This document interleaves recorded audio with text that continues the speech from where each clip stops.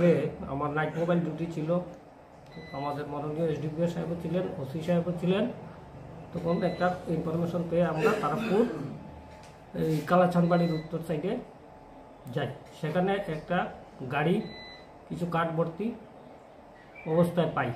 কাউকে পাইনি, খোঁজাখুঁজি করে এখন অবধি কোনো মালিক বা কেউ আসেনি, যার জন্য আমরা মাল্টি 102 সিআরপিসিতে সিজ করে থানাতে নিয়ে আসি। পরিমাণে অনুমানিক 30-35 পিস হবে। তো আমরা ওটা সিজ করেছি, পরবর্তীতে আমরা ফরেস্টের হাতে তুলে দেবো।